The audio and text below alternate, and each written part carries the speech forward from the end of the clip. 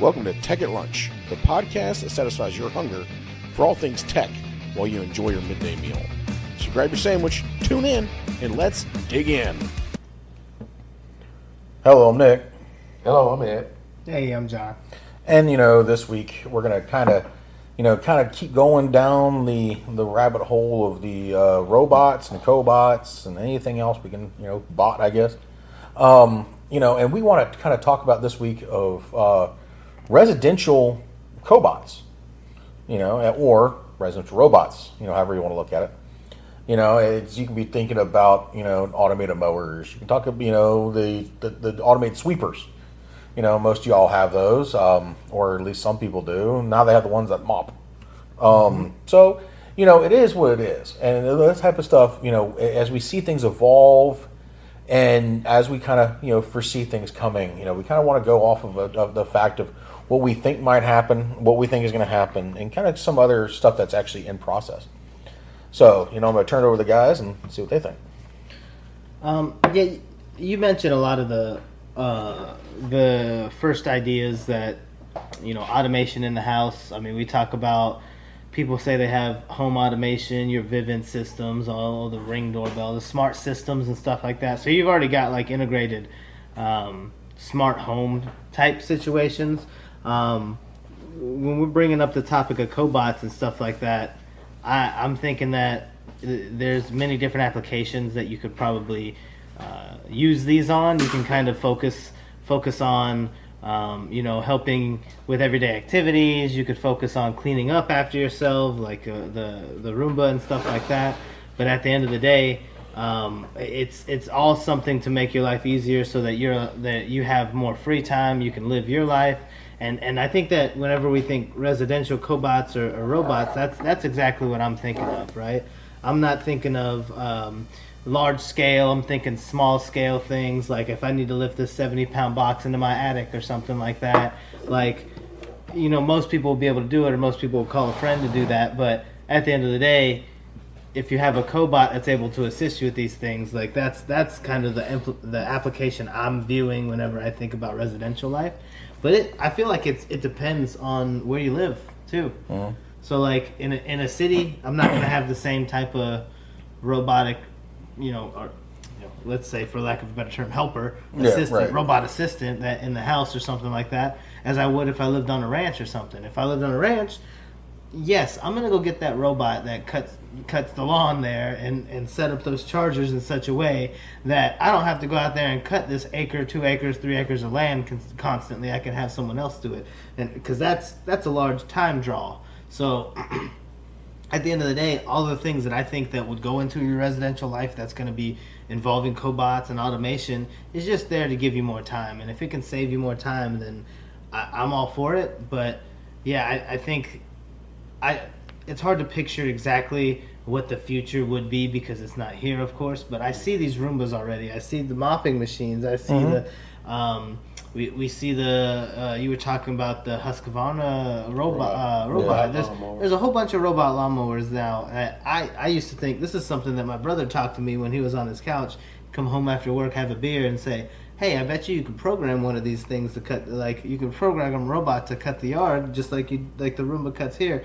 And he said it in passing like it was just a small idea, but it's a great idea. Yeah. So I remember when I was younger, I used to read Popular Electronics, and it was actually a project in there that allowed you to take a gas-powered engine and put an RC circuit on that you can control a lawnmower with an RC controller. Mm-hmm. So like the ideal is nothing new. It's just we've advanced the miniaturization of electronics to a point that now we can put things in smaller packages, and we have more technology that uses global positioning systems.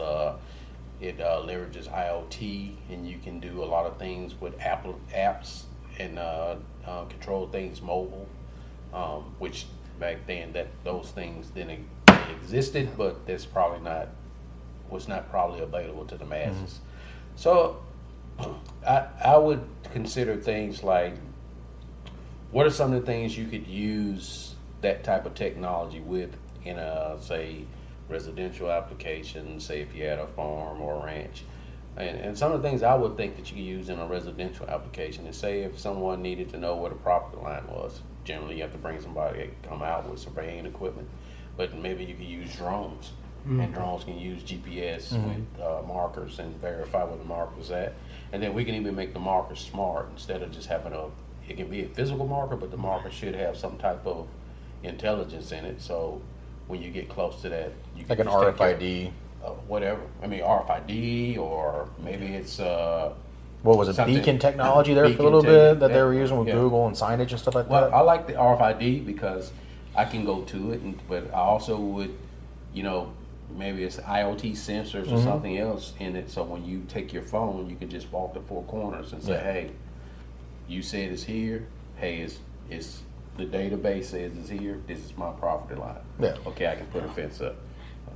So I think something like that, and maybe even something where you have monitoring technology, so you don't have to worry about somebody, taking your packages or somebody. So maybe we make the cameras. Guard drone. I've seen those. Or maybe we incorporate Yeah. the IoT so that the cameras can work with the drone. Yep. Right. So that the drone does a perimeter search, kind of like we do at some of our facilities, where we want to make sure people don't, nothing's coming in and nothing's going out that's not supposed to.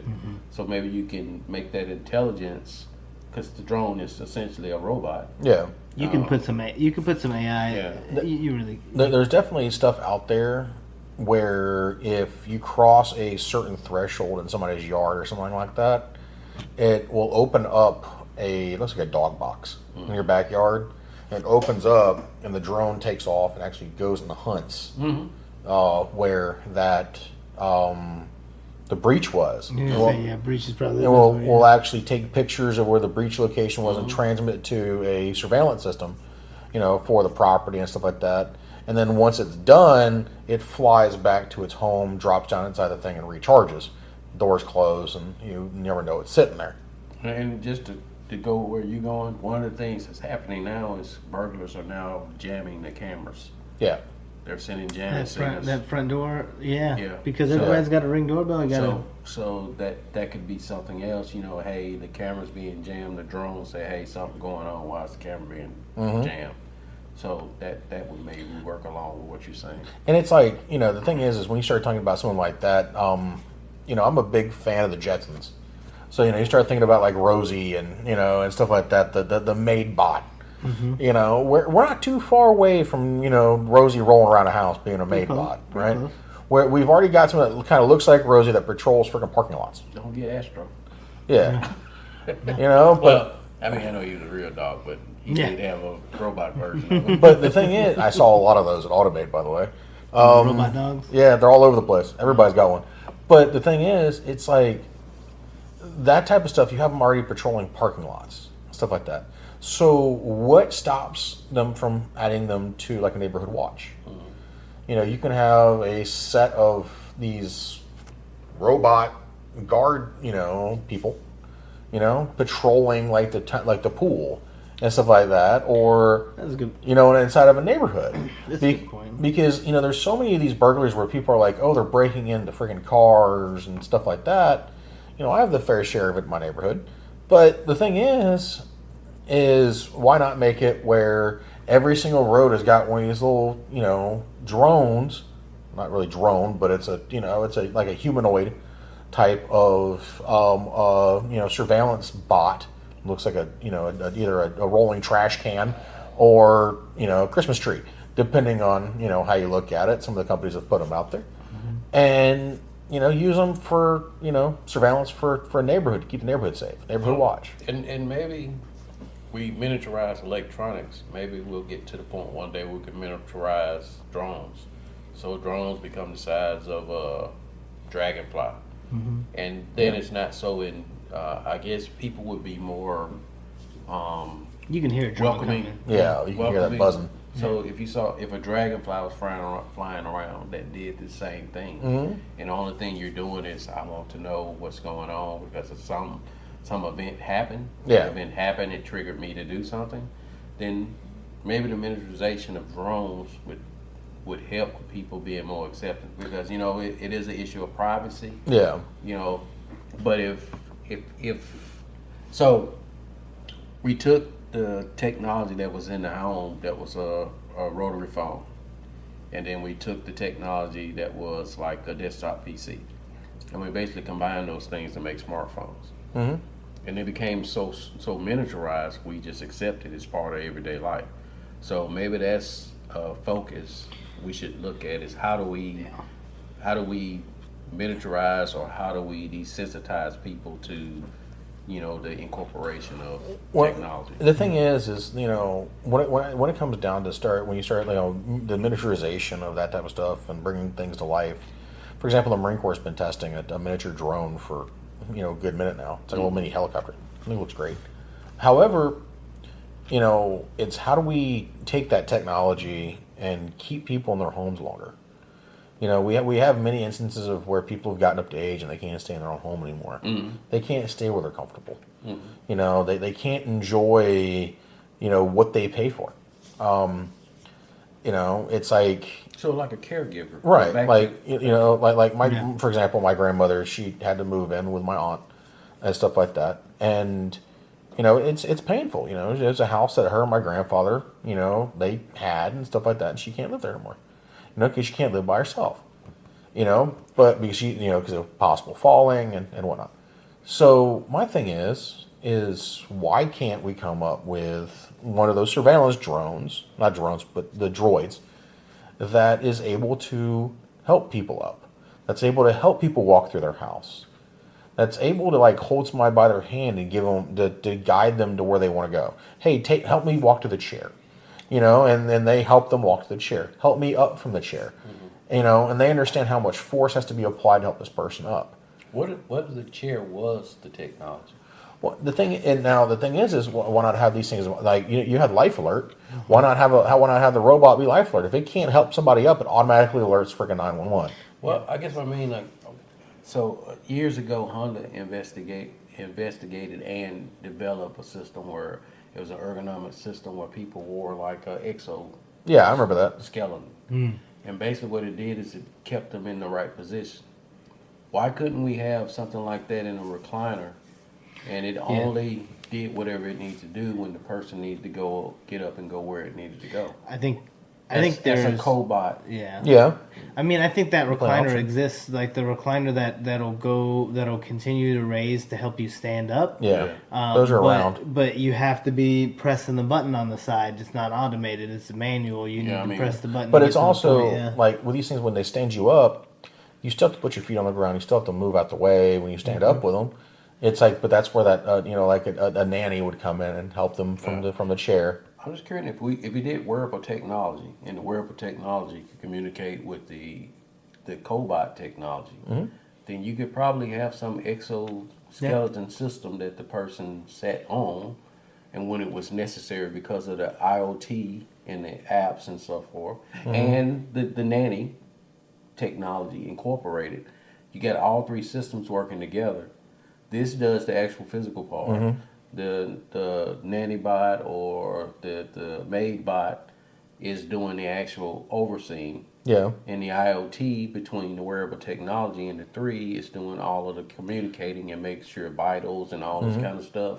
And it can also be sent to you know, family members too, so they know what's going on in real time. So it's like some kind of dashboard or something, or and the one thing that I'd be worried about is, and because we all know that, you know, robots of some sort always give off a frequency.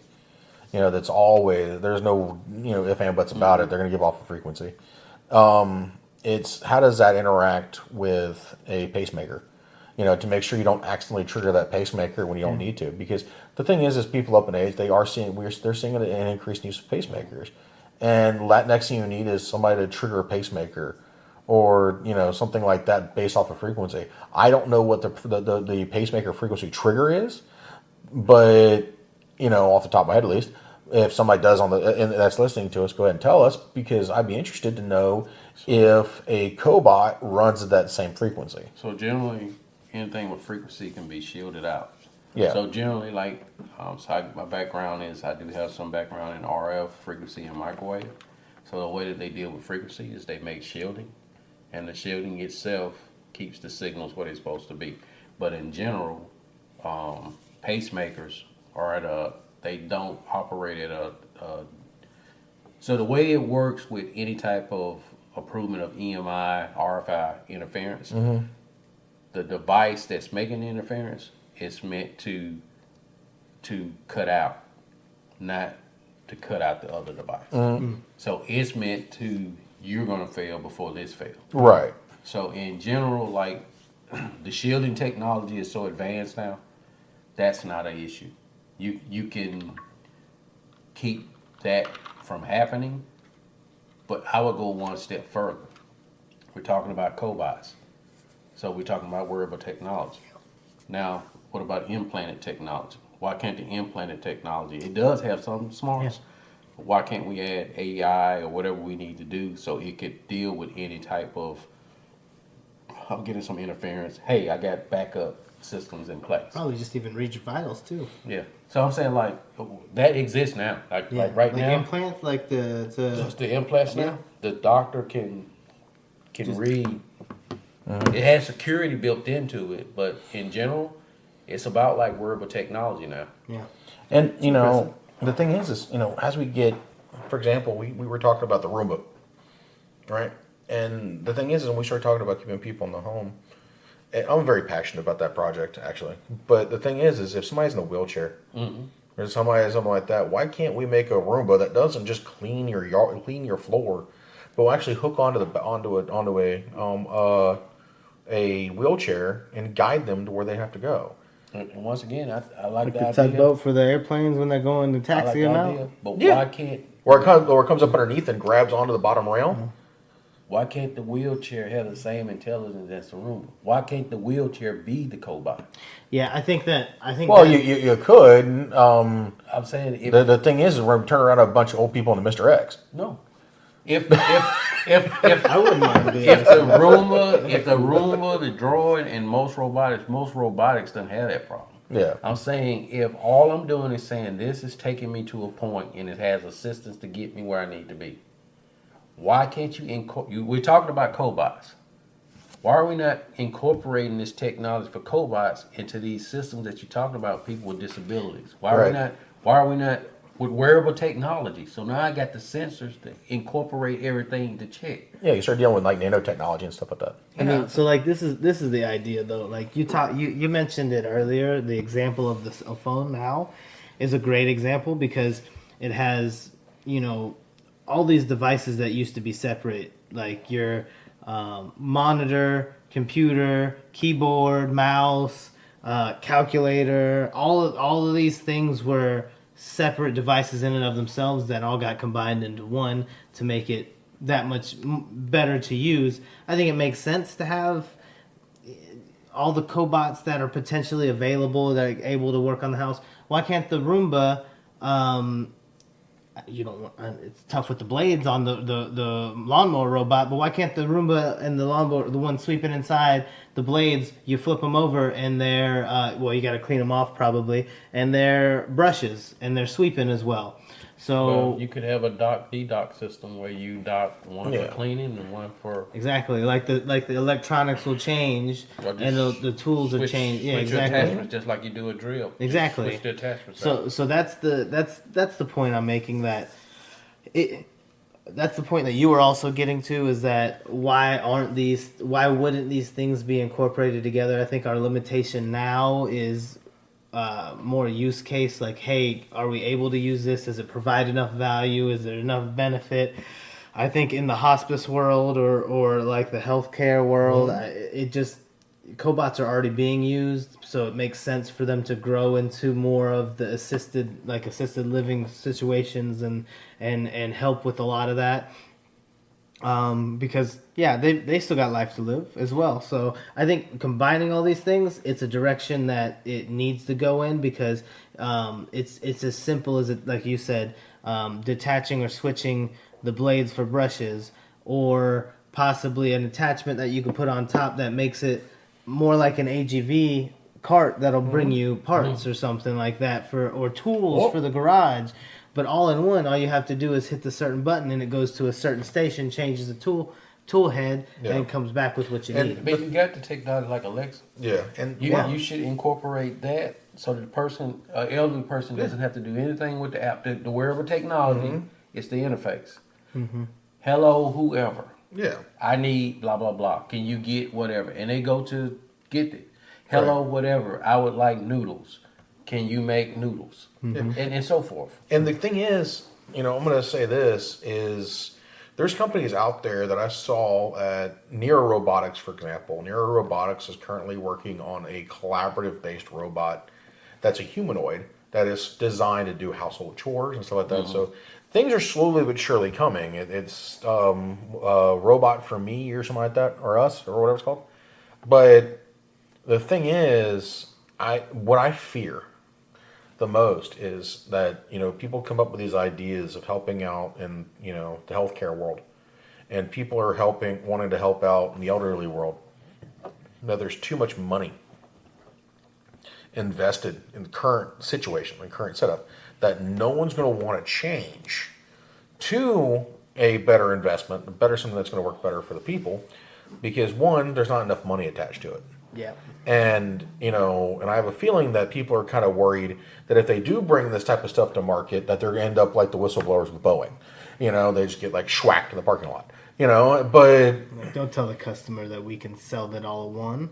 right. But the thing I'm is, saying, but the Roomba, like let's just Right. look at the Roomba. That's a basic example. But you Right. can sell the upgrade kits. No, and it'd no, be- right, exactly. Nobody thought that It was gonna in be the like, '90s anybody was going to get something to run around And sweep just their floor. sweep. the thing is before we get too far onto the Roomba topic, people need to understand this. Kids out there and parents, you can go through Roomba's website and actually buy a STEM kit from Roomba. Oh really? Yeah, they sell them now. So it's actually a STEM kit. So, the thing is, if there's parents and kids listening to this, you can go to Roomba's website and buy the STEM kit. Or if you're a teacher, go buy the STEM kit. Teach your The kids about company's robotics. called iRobot, I think. Yeah. And, the thing is go, they have the educational version. And the thing is, it helps people learn, program it, and change the coordinates and all the other stuff. So you're learning about RFID, you're learning about tracking, you're learning about all this stuff. I hate to segue into that right now, but the thing is it needs to be disclosed because people will go through this entire, section and go, oh, crap. But, it's, hey, there's stuff out there that's going to help you learn this stuff. There's, the thing is we may not be the game changers in this deal.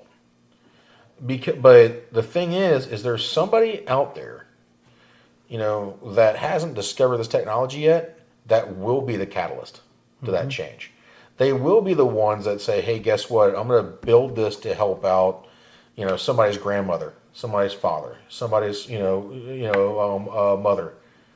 And, it's going to make a huge change. They're going to figure out how to incorporate 3D printing into it to help people get to where they got to get. So one of the greatest minds in history that doesn't get the accolades or credit because unfortunately in our society we go based off of what some organization tell you should believe. Right. So Tesla's grandfather was he was a clockmaker. Yep. His mother was a tinkerer. Tesla's mother was the one that inspired him to think differently. And Tesla became one of the greatest minds ever. Without Tesla, there is no industrial revolution, period. Oh, no, you kicked it off. Everybody thinks about Edison and the light bulb, and I'm not kicking Edison. Edison had an ideal, but he had an army of people developing that ideal. Right. Tesla developed the ideal based off of based off of science and physics he saw when he was going to school, and physics that he saw when he went to other places. The guy basically had the insight to develop the three-phase motor. And without the three-phase motor, there is no industrial revolution in America. Yeah, there's no way of having a motor. There's no drives or anything like that are done. It's crazy. Tesla came up with, the single valve. He solved a lot of issues.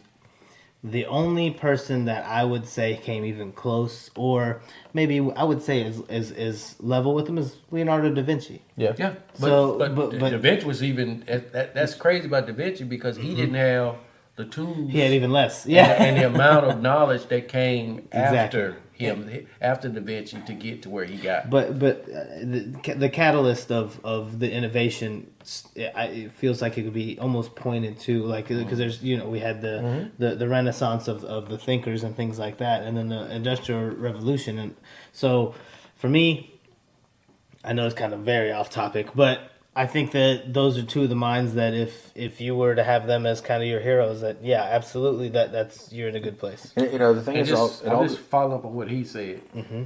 That's the next person. Like, how did, and I'm sorry to interrupt you, but how did Elon Musk become Elon Musk? yeah. How did Google become Google? I mean, how did someone had to be influenced by something to create that? Yeah. And the thing is, it's not just pure boredom that leads people to develop this stuff. It's a need. And, hopefully we get people who see this thing, because the thing is also, your greatest minds out there were also the ancient Greeks. Mm-hmm. If you think about it, they didn't have anything. They developed what they had to from the start. The aqueducts, like, Yeah, right. That's crazy. Well, that's Rome. Rome. But still, they all close had- enough. Yeah. very similar. Like some of the scholars. concepts came from. They're within a GPS cord. But Not too far. nah, they're a grid square. But the thing is with that, it's these people, they had to make more or less. They had to figure that out, and I hope, it's something that I hope and I hope that what we do with this podcast and what we're going to do future with the company is going to help inspire somebody and some kid that says, hey, guess what? I can do that. I can build that. I can help those people out. They'll build something to help your sister as a nurse out. They'll build something to help, friends of mine who were teachers out. And the thing is, we need those people. And, it kind of aggravates me on occasion when I've heard stories of, people out there that are putting a dampering on kids' creativity, and saying, hey, guess what? That's dumb. That's not going to work. Invest in it. But maybe it won't. Yeah. But why not allow them to fail? Yeah, try it. I think there's plenty of things that, Because if you keep were great failing, ideas that didn't you'll. work, The thing is failure leads to doing a secondary try. It's revisation. They're revising it. They keep revising it. They keep revising it. It may take 10 years. If they keep failing and revising. But guess what? Every step of the way, they're one step closer. I'll give you a perfect example. Edison. Like I said, Edison is credited for the technology behind the light bulb. Edison was the person that was financing and had some of the ideals. Yeah. He tried thousands of different type of filaments before he came up with the final filament that would work, which is the most inefficient way to produce light in the world. Other than a candle. Incandescent. Other than a candle. Yeah. Yeah. But I'm saying Halogen. he failed, and that got him to the point. It doesn't Right. matter. It doesn't matter if you're not the person that created the Crayola crayons. But if I give you the crayons in a coloring book and you do it in a way I haven't seen before, wow, okay, that's new. Yeah. Mm-hmm. Yeah. The point is creativity. The Right. point is ingenuity. The point is making a life balance for people. And of all the people in the world that has contributed to society, the elderly are the ones, and veterans, disabled veterans, and people that are born with some type of birth defect. Mm-hmm. All of those people should be able to have a regular life. Yeah. And we should, if we don't do anything with technology, we should definitely improve humanity with technology. And the thing is, I think with robotics and cobots, especially with how you see cobots come to life now. For example, when I was at Automate, all the different food prep robots and stuff like that are out now, that can change a life.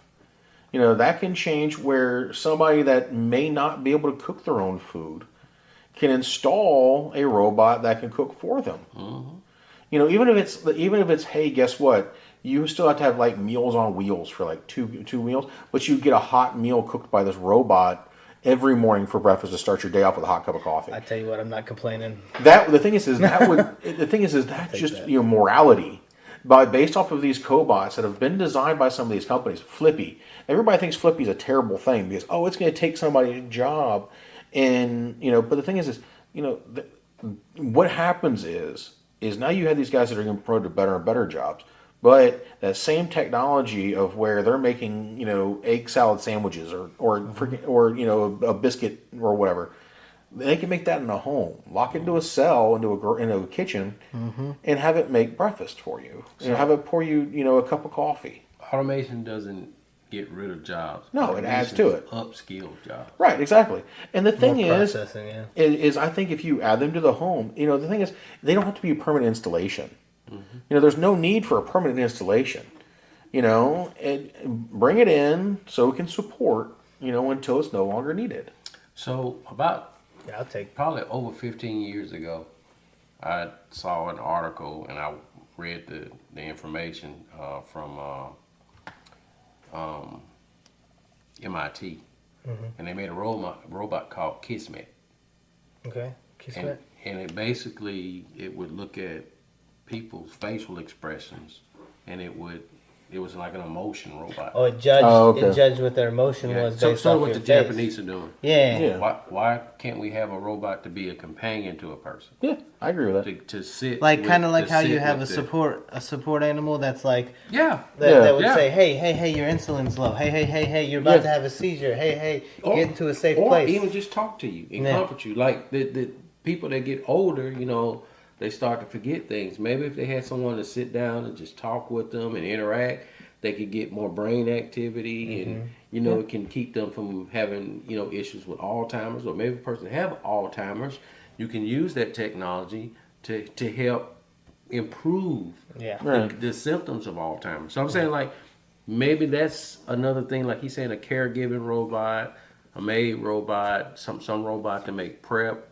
Do prep, whether it's for helping you to take a bath, helping you to use the restroom, Fold my clothes. I mean, or maybe Yeah. we can even get to the point where, hey, the garbage needs to go out, and the robot takes the garbage out, or go get the mail or whatever. And it's like the same thing about you start dealing with robots or cobots and people with Parkinson's.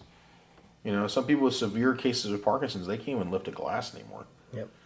So feeding themselves becomes a chore. But the thing is why can't we have a robot? Support them with that. Not really, take away their their individuality or the fact that they're doing it on their own, but have a robot support them and assist them with that process. Because then they can live that life. They can live hey, I'm at home. Even if they're with a companion. Another person in the house. At least they have that, and they have that support function of that robot that's there to take care of them. What if Iron Man's suit could be made for people that has Parkinson, but it's an exoskeleton? So everything that was incorporated in Iron Man's suit could be used for a person that has Parkinson, and it actually, maybe even you have some interconnections with the nerves, so that this suit could override the nerves, and the person could do exactly what you said. Yeah. They could be independent. What if that was a thing? What if Iron Man's suit could be made into just an exoskeleton that you could wear? Mm-hmm. Yeah, you sign me up. I'll take one. I mean, it's. I think I've already accepted the fact that humans are going to become more bionic, like more cybernetic, like combination of technology with you. I mean, you were talking about it earlier, being able to embed smart sensors and things like that. Maybe they could detect your vitals and stuff like that. Hey, you're not getting enough oxygen. You need to breathe. Hey, you need your heart rate is high, or what's going on, or something like that. These are the things that I already knew probably is going to happen at some point in my life. Hey, but if I get a bionic arm or leg, I would take it. You got Neuralink now, and you also have the one that I just saw it. Speaking of Parkinson's, and the reason why I brought that up is because I saw a recent thing on online that they have that somebody had a sensor implanted, in their skull that kind of cut some of that out, and got rid of the noise and allowed them to pick up a glass, something they haven't been able to do in a couple years. But the thing is all that comes with a cost. Yeah. You know, and you know the thing is you know a lot of times your insurance ain't going to cover it. You know, if you can make robots and cobots for the house, especially for people with medical condition, affordable, or even on a lease.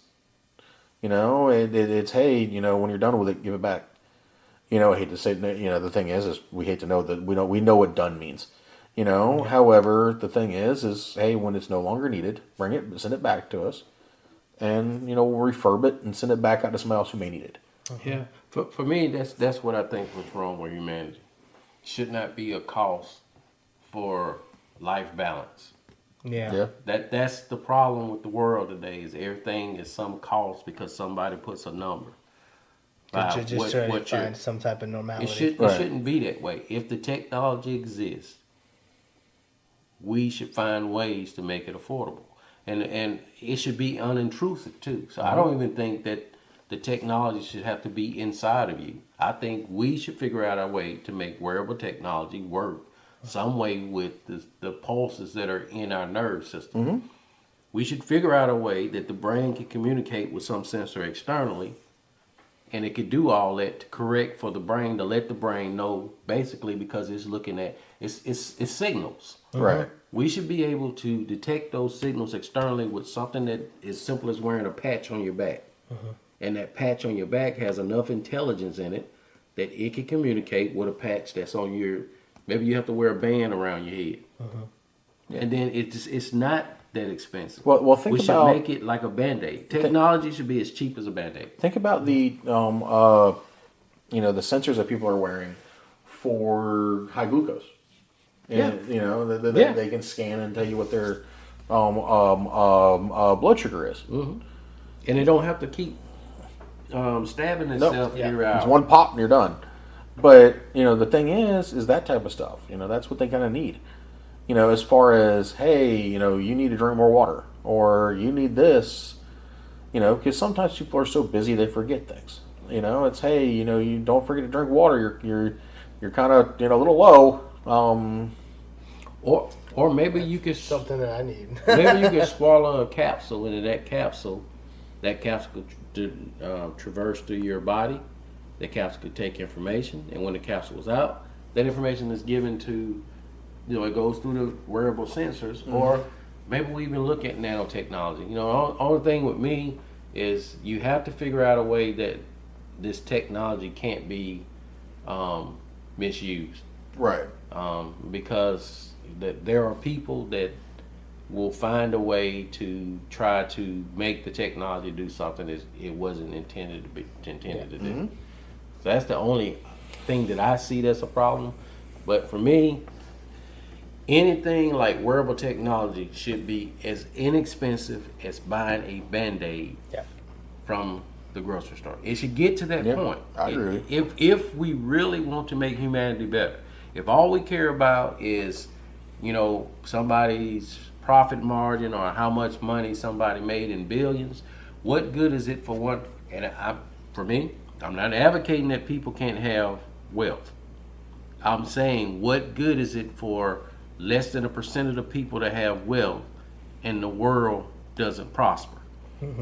And I don't mean you take your wealth and give it to somebody. What are you doing to better humanity? And it doesn't mean maybe you don't get to better humanity today, but in 10 years humanity is better. That's what I mean by your wealth. Your wealth should be doing something. When I leave this place, it's not that I had my name on a building. Who cares? At the end of the day, Ford was a smart guy, but okay. What did Ford do to help humanity? I would argue Ford probably destroyed some of the best things about what we had in humanity with the small community. Yeah. But at the same time, Ford helped advance a lot of things with humanity. Yeah. I'm just saying you got to balance it out. It has to be a balance between what are we doing to help humanity and what are the things that is disrupting the things about humanity. Do we want to become machines or do we want to stay humans? Yeah. No matter what the technology is, we still should be our species. Yeah. I agree. I mean, it's hard to say. We got a little bit off of. I'm sorry. It's okay, no, because these are the things that of course, when we're talking about cobots, like first thing I said whenever I brought up this topic, I could see it in you guys' eyes. You're like, "Oh, it's a big robot to fit at the house. Like, what would it be doing?" Mm-hmm. But no. I mean, I think you kept it. You kept the idea going down into the nano size. Like these cobots are just an idea of how to improve your life.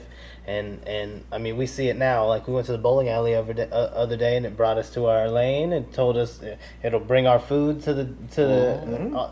It's crazy. So, a lot of these things are already existent, but we just need to continue to use them and continue to push the point. And I think that's, I mean, as a society, where we should be going. It's crazy. You did talk about a little bit on the STEM side. I think that's cool too, because like if you have a family in the house, you can teach your kids, show your children. Like what I was saying, if I had seen 3D printing when I was much younger, I hadn't gone to school for the same things. I would have went into the same school. Like it would have changed the trajectory of my life pretty much. So, and nowadays the population's only growing. So we have to think about the future and how to future-proof things and how do we improve life as we know it. But I think that it's a good motto to have. Is like you need to leave this place, like not just whenever you go, like what your mom, your grandma told you, leave the place cleaner than you left.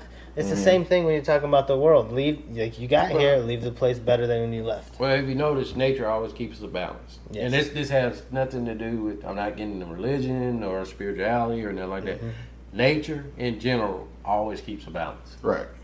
Unless you bring in something that was not in the ecosystem, nature takes care of itself. Yeah.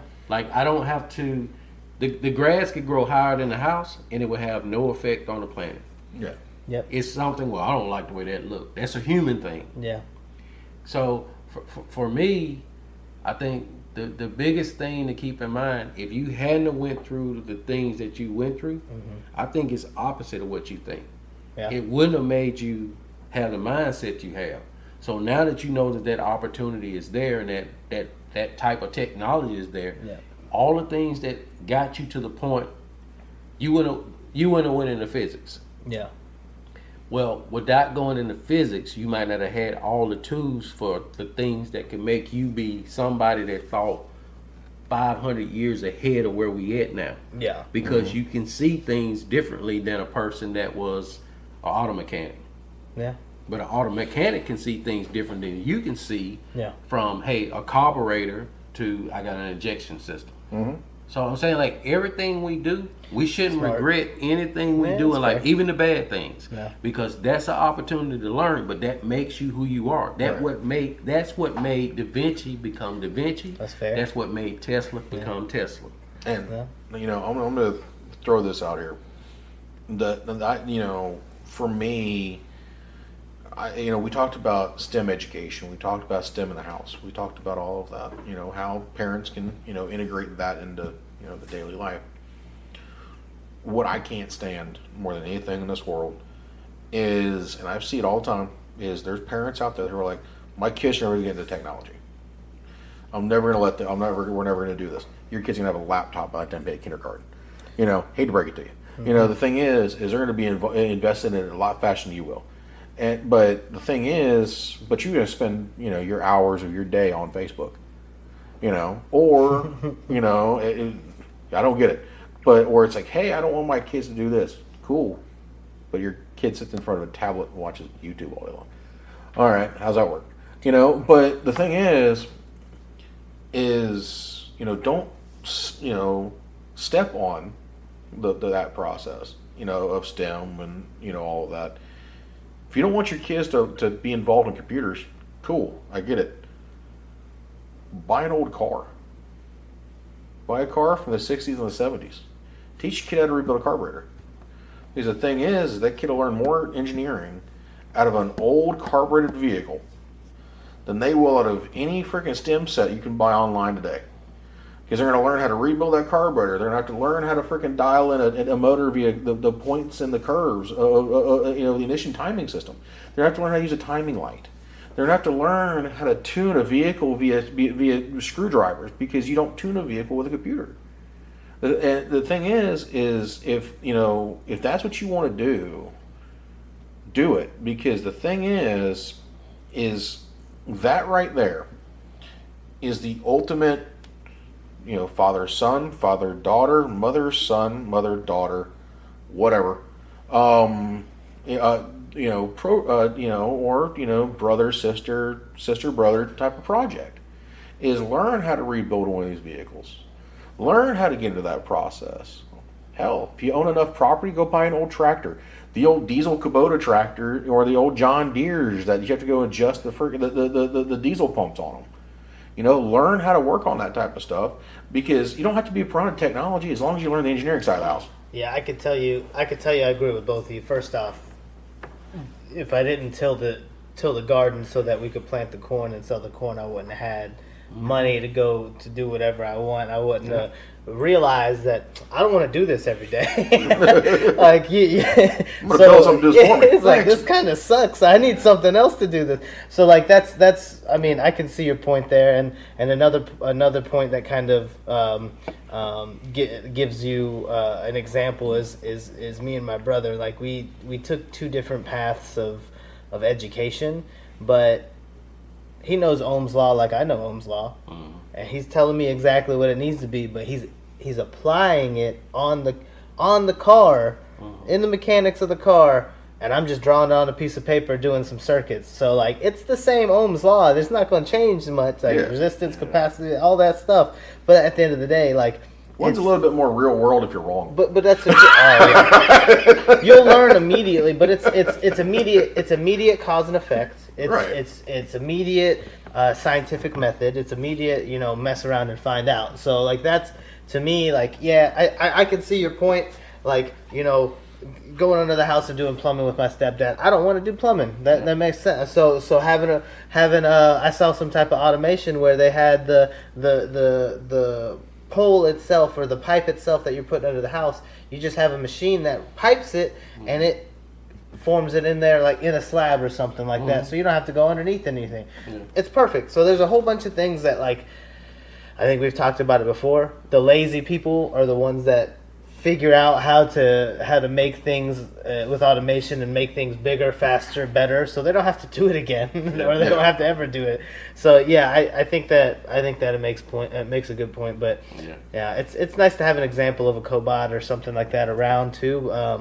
But yeah, so I wouldn't have seen 3D printing if I didn't go to physics. I tell you that much at least. I mean, I'd see it in the capacity it is now, but when I went to my program, they had a 3D printer at the facility. So and now you can 3D print your cobot. Yeah. Well, like I said, I mean, the big thing is with the technology. I understand parents' hesitance with technology because I've started with systems that were you had to have some knowledge on how the system worked. You had to type the commands in right, and now it's getting to the point where people just scrolling, and they're not even doing thinking for themselves. They're scrolling through to find. We need to bring Radio Shack back. Yeah, but anyway, we're getting close. Yeah, I think we're getting. What are we at? We've been getting long-winded. Yeah, a little bit. But the thing is Get a little off topic. we need, and when you start about cobots stuff like that, you can 3D print those things. You can build your own if you have a 3D printer. Yeah, look up what is it? Arctis. Yeah, look up Arctis. Arctos. And then the next one is Thor. Thor. Yeah. Thor is. Go to Thingiverse. Check out Thor. That's one that I'm actually printing. I printed the base and some of the internals, but I had some elephant foot issues. But that's something that I would like to that's a project that I would like to have in my portfolio at the house.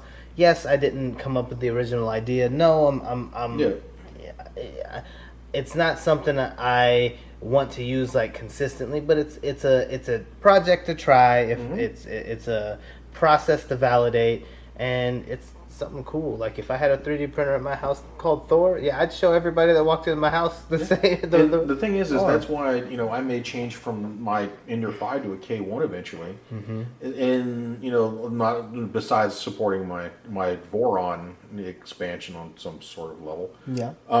Is to build the Arctos. To build the Arctos robot and go through that process because it's a full-blown 6 Dolph robot arm. Yeah. And the thing is that type of stuff, helps teach people what you can do with that, and and how you can fully build those processes Yeah. and stuff like that. You can understand all of that. Exactly. And it's No. oh This guy. sorry. Yeah, keep going.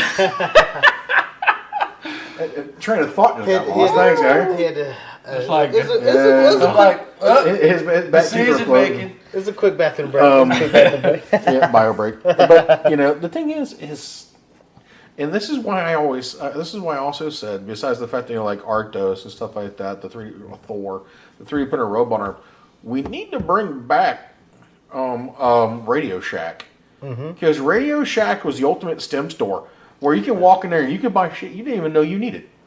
Yeah. I didn't know I need that. gotta Let me go buy it. I didn't know I needed. I didn't know I needed a VHS player in the in the early 2000s. I guess I'm buying a VHS player. Yeah. I didn't know I needed that RC car and that CB radio. The first CB radio I ever put in my truck, I bought from Radio Shack. Yeah, I gotta go to Best Most Buy of the, now to get a head unit. You can even get those now. Most of them. Not good ones, at least. You got to go to certain ones and Or you gotta order it. And, Yeah. right, or you just go to a micro center and in Charlotte whenever that one opens. No, it's open. It's open. Oh, okay. You can go to the one in Charlotte and get one from there. The thing is we're losing all of the stores that kind of make that stuff viable. That's why now and this is where I might deviate from topic, but what I think is interesting is getting kids more into robots. It's getting kids more into the how things work, and all of that is like that sim racing stuff. Sim racing, VR racing, and stuff like that. It teaches kids how to build systems, put systems together. And actually, if they're doing full-blown sim where they're developing the car around them to match exactly the environment they're in, they're learning how to do angles. They're learning how roll cages are built because they're having to build it out of a PVC pipe, to give them the idea. Oh, this is what a crossbar means. This is what this is. And they start doing more and more and more research into that, And then the thing is they start getting and say, hey, guess what? I want to build roll cages or something like that for race cars. Cool, let me buy a Cobot and weld one in my garage. Yeah, I think the issue with most of the stuff with the STEM, from what I see, is like, yeah, it's good to have, racing competitions. It's good to have, hey, build this or build that. STEM should be about problem solving. Yeah. I think the focus should be 100% problem solving. I have this issue, like the Towers of Hanoi. Hey, here's the physical problem for the Towers of Hanoi. Can you write a program that can figure out how many moves to do that? Hey, which is an algorithm. Mm-hmm. Hey, can we make an application that makes the moves that you calculated? Is it a way to do it faster? Yeah. Like they've just found a new calculation for pi. They found a new formula for calculating pi. Okay. It's a new way to use I was gonna pi. say it's the same number, not changing the number on me. No, the numbers, but the way that they did the calculation Okay. is different. And with Okay. doing the calculation, that helps with doing other things that you do. I just saw the article. I didn't go in depth. I'm just saying things happen because somebody had a problem and they needed to resolve the problem. I think for kids, it doesn't matter what it is. When we say STEM doesn't have to be robotics necessarily. STEM doesn't have to be automation necessarily. STEM should be what is the problem and show people how to become problem solvers. Because that's what an engineer is nothing but a problem solver. You give them a problem and they figure out with the box of crayons you give them. This is what I can do with the box of crayons you gave me. Here's Did you what I say created. snacks? Yeah, Marine. I'm just saying like that's Lunchbox. that's how people learn. Like all this other stuff, like we want to, lean so much on technology. Well, that's how you get problems. Or you get issues by just leaning on technology. You The still technology is have to useful, figure but out the you problem. The calculator's there to assist. Yep. The calculator is not there to do the problem solving. It's the tool you use to do the problem Yeah. solving. And now, I've got a friend of mine. She's a math teacher. We start getting to the whole calculator versus core math thing. That's a whole other story. That's one for a different day, because they don't always add up. But the thing is like you said, it's a support function. And the thing is, learn to code your own calculator, and play with that. Learn how to use AutoCAD. I think, I remember in middle school, and we had to take a technology class, and we build bridges, and we'd have to draw bridges on the computer, and then we'd have to do the math calculation to see what the force would be able to hold. So we would know where our starting point is of the weights we had to hang off this thing to see if it would snap in the middle and look like it got hit by a boat. Sorry, too soon. But the thing is, that type of stuff should continue. We should be able to take kids and say, hey, this is how you use AutoCAD. You want to, I think that if you have I think if there's people, because I'm a big proponent of auto shop in schools. I'm also, the same thing as regular shop class. Guess what? It teaches you life skills, but it also teaches you some sort of STEM education while you're at it. But I think if you're taking either one of those two classes, you should be required to take at least a half a semester of CAD work. Yeah. To learn how to do that stuff. I think especially going into the future, if you're not doing CAD, you're not thinking in 3D And space. It's tough. And I think with some of these things, if you fail geometry, you should be disenrolled from that course. Because the thing is if you don't understand geometry, you don't understand how cages are built, or drag links and stuff like that. We were talking about by a 4-link in the back of a vehicle, or cuts when you're building something, useless. No. But the thing is, if you can master those techniques, that and CAD, you're onto something. Yeah. And here's the danger. The danger is AI is getting more intelligent every day. It's getting too good. Well, I can tell you, CAD is not going to be a thing. Yeah. Yeah, it's going to be. We're going to have to figure out some type of prompting. Like when I talk to, I've talked to Jeff a few times about Please don't. Fusion 360 is a pain in the ass, anyways. Right. He uses OpenSCAD, and he is coding in his parts. So for me, I think it's going to be something like that. I mean, with the inception of the AI, like Midjourney and DALL-E or whatever that they're doing, he's just prompting it. If I got scanning technology. Scanning as well. It's no need to code. I'm telling you, in 10 years, we'll still be doing the things because we're analog. The people after us are digital. Yeah. They will not use that skill set. They will 100% scan a thing and say, this is what I want. And then AI will do all of the making the points.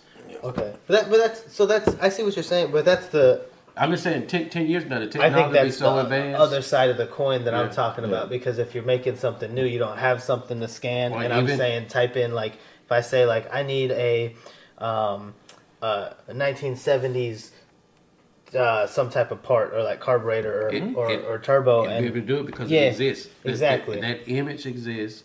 It can do depth perception and all that kind of stuff. It's just but I'm thinking it hadn't been prompt. It hadn't been prompt yet. I'm just saying 10 years from now, it's gonna be the same way we got this. Yep. From when I was a kid and we had a rotary phone. Yeah. I'm telling you, the next thing to go away is CAD. Yeah. But you should 100% learn it. Yeah. But I'm just telling you that in 10 years when you get a little older, you're gonna be like, oh, well, damn. I would love to see how something turns out when you throw a AI created CAD drawing into a CNC machine and see how that turns out. It turned out perfect because in 10 years it would have been taught by the people that are running the CAD machines. It'll be taught by the people that's running the CNC machines. It'll be taught by the IoT that's giving data back at millions of points in the whole world to AI. Yeah, I'm not ready for it to build buildings yet, though. I'm just saying. What about load forces? I'm not saying buildings. I'm just saying in 10 years, as far as CAD and CAM and that kind of stuff. Well, yeah. The AI would have been taught to a point with the machine learning and deep learning and all this stuff and all the millions of data points that it had to make mistakes, and people correct the mistake because people are prompting the CAD, are prompting the AI now. So in 10 years, the same way this No one said that a rotary phone would ever be a bit. It's here. Mm-hmm. And It's a phone and a PC in one. yeah, and I know we can get into really in depth on the AI, especially when we get into like AI in manufacturing and how that could go sideways. It ain't there yet. I'm telling you, 100%. Right. It ain't there yet. But next thing we'll have spaghetti detection and then CAD machines.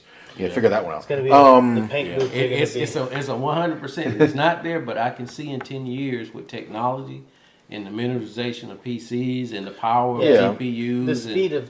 the speed of Moore's law. Well, It's Yeah, going to it's- get more intelligent. Exactly. We're going to see more of also a secondary, production.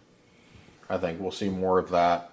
We'll see more of a ghost production cell where we're collecting the data and slowly but surely building it and stuff like that. So, but the thing is, I think from us, I think we are good.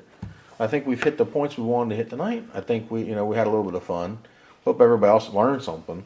And, I want to say thank you to everybody who is, kind of joined in, listened to us ramble for that matter. Checked out some of the stuff on the YouTube channel. Been kind of posting a few things out there, letting people kind of, see what's going on. And the thing is we have 2,781 people that's listened to us so far, in the life that we've had this podcast. The thing is, I want to say thank you to every single one of you, and go out and take a look at Vulcanara.com. Go take a look at the blog, the printed heritage, and all those other things. Vulcanara 3D. Hopefully, we'll get a few more merch designs than what we got on there since we got a new logo now. And hopefully, you go take a look at the YouTube channel. We're slowly but surely adding stuff to that. So I just want to say thank you, from my side. And I hope you all have a good one. Hope you learn something. Get out there and share the love for to spend with your loved ones. So we'll talk to you later. Y'all have a good one. Yeah, I'll just say I appreciate you guys listening. So sometimes we get a little off topic, but I think sometimes that's probably part of. I think that what makes us kind of. Interesting. So we appreciate the support. Hope you guys keep listening. We do have some things in the future that we hope to share with you guys. We'll just have to see where it goes. And I'll pass it on to John. Yeah, I always echo these guys. I'm appreciative of everybody listening. Thank you for tuning in. Keep in touch. If you have any ideas, anything you want us to kind of talk on or work on, or you have questions on anything, I don't mind looking something up and we figure something out together. So, I mean, that's kind of the essence of the Tinkerers that we are. So reach out to us, check the website out. Always remember, kindness is free, but knowledge is power. So if you're the smartest person in the room, you have the power, but it's always free to be kind. So make sure you're always nice to people, guys. All right, stay tuned. All right, y'all. Have a good one. That's all for this episode of Tech at Lunch. Thanks for tuning in and joining us for this tech-filled lunch break. We hope you enjoy the show, and don't forget to subscribe on all channels. And also, you can find us on YouTube under Vulcanara Technology Solutions. And join us for our next episode, which gets published every Wednesday at 8 a.m. All right, y'all. Have a good one. See you later.